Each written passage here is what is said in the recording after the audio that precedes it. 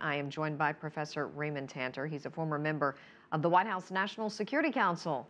Professor, thanks for coming back in to the broadcast. Always great to see you. My pleasure. You just heard our report there by Eugene Jung out of Seoul, Korea, saying that the ROK is supporting the U.S. Are you surprised to hear this? Not at all. When I served at the White House, one of the first things we would do is notify the Congress, notify key allies, and create was a notebook of packages that we would have to get clearances on.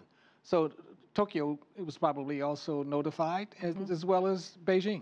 We know the U.S. has imposed sanctions on North Korea in the past, obviously for the past 50 years, but doesn't really seem to have had much of an impact. Tell us how this time around they will be different.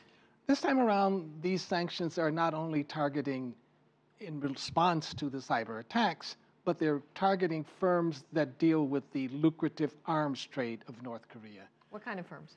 These are the firms that are part of the military intelligence elite. They are, one of the firms has the word mining in it, and it is involved in uranium and plutonium extraction, uranium enrichment partly. And so it's very important that these elites understand that their livelihood, their wherewithal, if you will, has been targeted. What about the sanctions and the effect that this will have on the ongoing relationship between the ROK and the DPRK?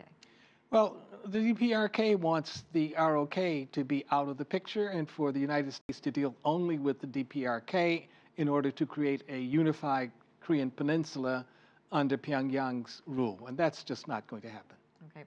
Well, the U.S. says it has proof, obviously, that they believe that the DPRK is behind the Sony cyber attack, along with other provocations that they haven't really listed at this point, but they're in the U.S. Treasury Department memo. But what do you think about this? I mean, the DPRK has pushed back all along. How would you expect the DPRK to respond to the allegations at this point? Well, the DPRK has two options during January. One, January 8th is the birth date of Kim Jong-un. Happy birthday, Kim.